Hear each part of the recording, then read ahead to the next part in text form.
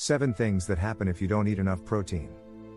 Protein can be found in various foods.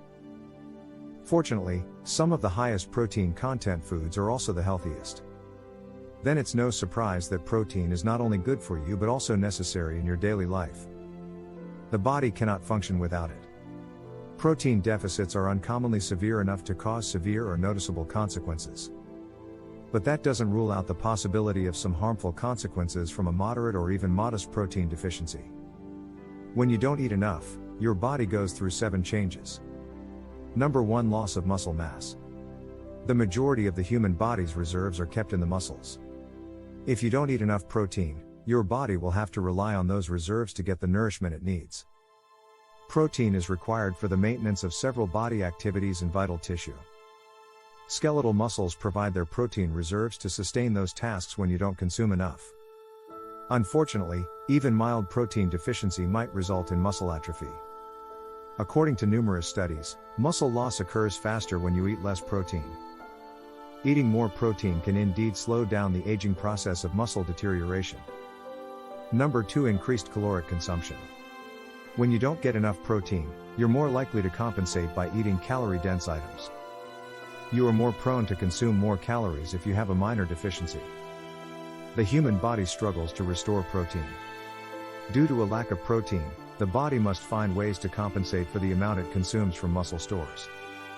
The body tries to persuade you to eat more in the hopes that protein will be one of the new nutrients you absorb.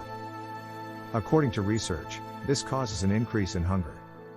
It can be challenging to resist the want to eat because a lack of food reduces positive thinking and attention, as sensed by the body. Increased savory cravings are a possibility. Some people's bodies are more particular about the meals they should consume. According to research, many people experience savory food yearning rather than overall hunger when lacking protein. Unfortunately, many of the most accessible ways to satisfy savory appetites include junk food, packaged meals, and high-calorie foods. Worse, these empty calories contain even less protein than healthy alternatives, so they won't even help with cravings. It's possible that you'll gain weight that you don't desire. Unfortunately, you'd be exposed to something known as the protein leverage theory if you ate more food to compensate for protein deficit. Humans will naturally prefer protein above other foods and eat until their protein requirements are met. According to the theory, if people achieve their protein needs, their urge to eat diverse things will be diminished, and they will eat less overall. Unfortunately, this implies that if you don't eat enough protein, your body will continue to demand more food to satisfy its protein needs, potentially leading to severe weight gain. Protein provides a greater sense of satisfaction. Protein is more filling than fats and carbohydrates, which is why it's so essential in weight loss plans. This means that if you don't eat enough protein, you're less likely to feel satisfied with the calories you consume, leading to overeating. Number 3, increased fat storage in the liver. Fatty liver disease is a hazardous illness in which the liver cells collect fat over time. That can scar your liver and keep it from doing its job. It's prevalent in those who consume too much alcohol or are medically obese. Surprisingly, this condition is linked to protein deficit in several ways. According to researchers, this could be linked to a malfunction of proteins that transport fat throughout the body. These are lipoproteins, and a lack of them can cause fat deposits to form in the liver. Research is still ongoing to better understand these connections. Despite this, current research suggests that protein shortage may be a risk factor for fatty liver disease. Number 4, increased fracture risk. Most don't equate protein deficit with bone health, yet even a small shortfall puts bones in danger. How some research that explains and proves the concept is as follows. The effect of low protein intake on calcium and bone homeostasis in humans. Many of the critical variables and connections between protein insufficiency and bone weakening, particularly those that increase fracture risk, have been identified. It implies that these connections have been thoroughly researched and comprehended. Protein supplements boost serum insulin-like growth factor I levels in individuals with recent hip fractures and reduce proximal femur bone loss. A study found that taking 20 grams of protein daily for 6 months reduced bone loss by 2.3%. A prospective investigation of dietary protein consumption and risk of hip fracture in postmenopausal women. This study found that eating more protein reduces the incidence of hip fractures in postmenopausal women.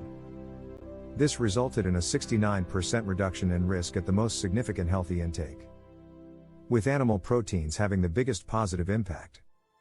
Number 5. Infection severity has worsened. Did you know that a lack of protein might harm your immune system? If you don't get enough of the nutrient, you'll be more susceptible to viruses and infections, as well as the severity and consequences that come with them. Here is some research on the subject. In mice, protein energy deprivation lowers immunity and makes them more susceptible to influenza infection. It was discovered that mice on a 2% protein diet had a higher risk of having severe influenza infections than mice on an 18% protein diet. This study discovered strong connections between insufficiency and symptoms such as worsening infections and general immune system performance. So, if you want to be healthy, you should probably eat more protein. A low-protein diet causes loss of body cell mass, muscular function, and immunological response in older women. This study involved older women who were asked to follow a low-protein diet. They revealed a significant reduction in immune system response after 9 weeks. Number 6. Problems with the hair, nails, and skin. If you're deficient in protein on a minor or moderate level, you're unlikely to notice any changes in the appearance of your nails, skin, or hair. However, if you are highly deficient, you may begin to show signs of unmet nutritional needs.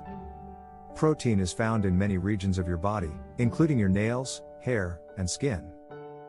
A study examines the clear links between diet and hair loss in children, claiming that protein energy malnutrition is one of the many causes of skin, hair, and nail and protein deficiency. Researchers had already established the effects of starvation on hair, nails, and skin. Discoloration, thinning, hair loss, and increased nail brittleness were common side effects of low-protein diets. The children in a study had significant protein insufficiency and lived in nations with poor economic conditions. It was discovered that youngsters with that deficiency's skin could split, become flaky, develop depigmentation, and be red. Number 7. Edema. Edema is a condition in which the skin becomes bloated and puffy. It's at least generally harmless in some circumstances. In others, it may be a symptom of something more severe or even harmful in and of itself. The majority of scientists believe it is caused by low blood albumin levels in individuals. Serum albumin, often known as blood albumin, is a protein found in large quantities in the blood plasma. It is the most common protein in the liquid fraction of the blood and has a variety of functions. It has a variety of purposes, one of which is the preservation of oncotic pressure. The oncotic pressure is a force that pushes fluid through the blood circulation system. This prevents any fluid from accumulating in bodily compartments such as tissues. It's challenging to comprehend how a shortage might cause edema. So, let's do it one step at a time. 1. A decrease in serum albumin levels is caused by a lack of consumption. 2. Serum albumin cannot function effectively due to a lack of amount, resulting in uneven oncotic pressure. 3. Oncotic pressure is insufficient to draw fluids into the bloodstream and away from other parts of the body. This causes edema in such areas. Final thoughts on what happens to your body when you don't get enough protein. While protein deficiency is uncommon, it is something to be concerned about. It can induce various symptoms in the body, many of which can have dangerous long-term consequences. Do you have concerns about your protein intake? Put on your optimistic hat. It's difficult to be severely low in protein. As a result, make sure you're getting 0.36 to 0.45 grams of it per pound of body weight. This is the recommended daily consumption. If you're still worried, seek help from a doctor or a nutritionist. Thank you for watching. Please give it a thumbs up and like and share it with any family or friends who find it helpful. Please hit the subscribe button.